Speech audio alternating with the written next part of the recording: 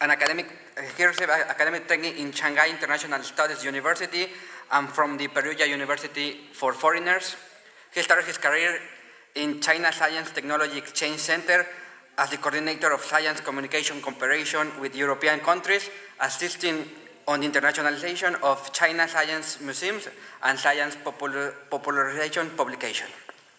In 2005, he was transferred to the Department of International Cooperation, Ministry of Science and Technology, taking charge of intergovernmental cooperation program between China and Eastern Europe. From 2009 to 2015, he was stationed in China, in the Chinese embassy to Italy as the Science and Technology Attaché, establishing and developing the bilateral cooperation framework between the two countries, with highlights in the field of international technology transfer. On 2016 and 17, he returned to China and worked for multilateral affairs with APEC, the G20, Asian, and other multilateral affairs. On 2018, he moved to the private sector as a senior researcher in the International Industry Studies, DD. We welcome you. Thank you.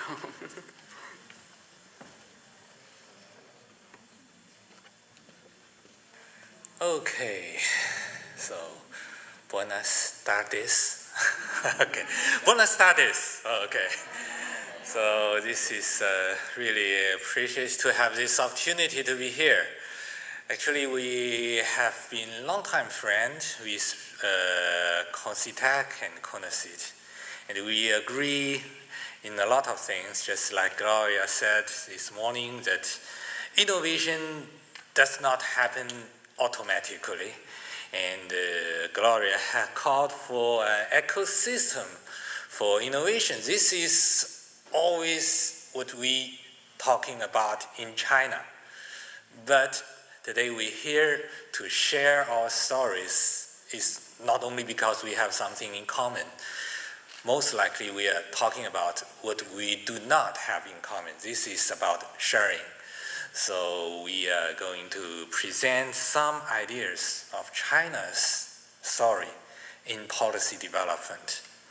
And how to see this? Okay, so I will skip this part. I try to make it short so we can have some questions, some discussions. The background, what is China? China now, we have, you see this picture, it's the Zhongguancun area. It's the first science park, high-tech park. We call it now China's Silicon Valley, but I think it's much older than Silicon Valley, so it's a quite big story here. We have the mass innovation, mass entrepreneurship, international cooperation.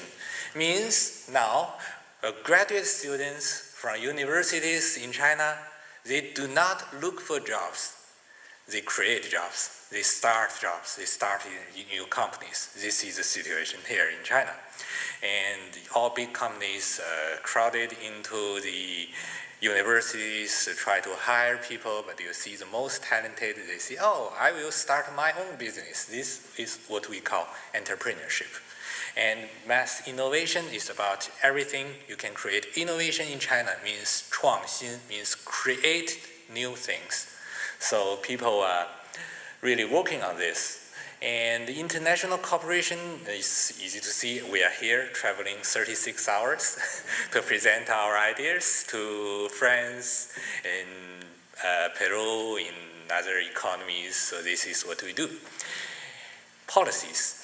When talking about policies, I actually hesitated in this part because previously I thought to present the law, the legal system. We have the law on technology transfer. It's called the law on utilization of science and technology achievements.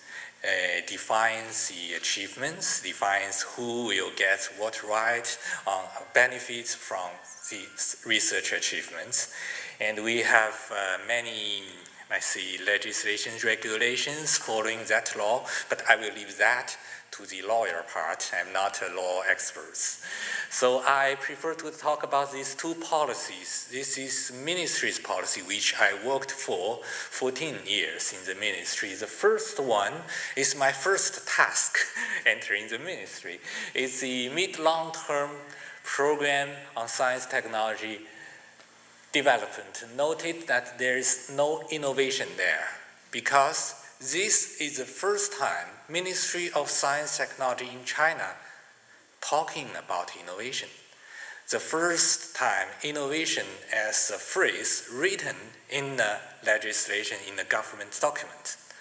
And at that time, we have a lot of interpretations about that.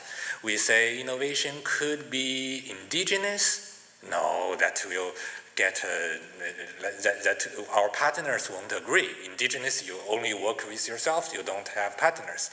Innovation should be independent. That's not necessarily true, because now all knowledge is flowing everywhere, between different partners, different actors, so it's not quite independent. And then we decided to use the word innovation. So that's in 2006, that was in 2006. Then we come to 10 years later, means after 10-year plan, we have this strategy of innovation-driven development. Means here we are very confident to put innovation as a nomination in the government's documents. What does this strategy goes? So first, we have innovation in science technology must be combined with innovation in system management, business model, and culture. This is China's understanding about innovation.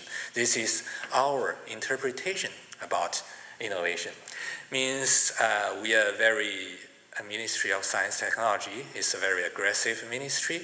He touches upon other ministries' job, let's say, working on culture, working on business, it's commercial, Ministry of Commerce business, and culture means social perception, social acceptance to new ideas, to innovation, to research.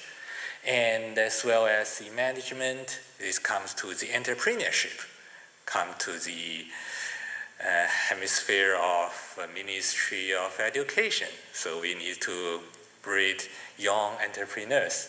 And the system innovation, this is for the ministry's part, means the interactions between governments, universities, and private companies.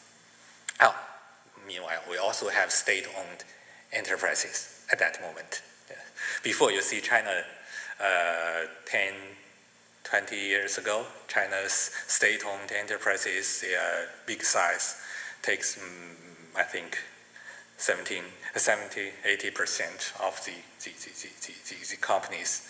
And now we have increasing number of private sector. So these different topics, and the strategy covers a long time. This afternoon, talking with our friends from Chile presented, emphasized it's important to have a long-term approach when governments composing or developing a policy. And you need to convince the people that this is a long-time plan. And we have 3 stages for implementing the strategy, 10 years time. So I won't go very specific about that. And twin wheels, I really love this part because it took our experts, our consultants, means we have a advisory experts team all over the world, and we have our own researchers, academians. They talk about innovation should be 2 wheels, means you will have science, technology, innovation on one hand, and on the other hand, you must have an institutional innovation. This is a new idea. Means you need to change your policy, update your policy, update the system, update the, let's say, the combination of different laws, regulations, and the policies from central government level and the policies that we don't call state, we call provincial level. So it's a complicated system. So we call it institutional innovation. And one example of this is I think it's one of the most renowned university, Tsinghua University in China. They got this institutional innovation because before, a professor tends to, let's say, have their own startups doing research, and they become a boss of startups, so they don't teach anymore. they devote much of their time and resources in their business research, and this is not right. And on the other hand, we have professors only working on teaching academic research, and they never look at the industry. So their research achievements is, let's say, not likely to be applied to become economic benefits, let's say. So this university adopted institutional innovation. It categorized two kinds of professors. So professor, you got a choice. Either you go to the research team or you go to the academic team. So there are two systems for the two categorized professors. You can choose your career. And this we call institutional innovation. And there's transformation of the model of development. We have the value chain. This is easy to understand, but capital chain means in China, this is after Zhong Guansun's story, we have more incoming investments, angel investment, either domestic or from abroad.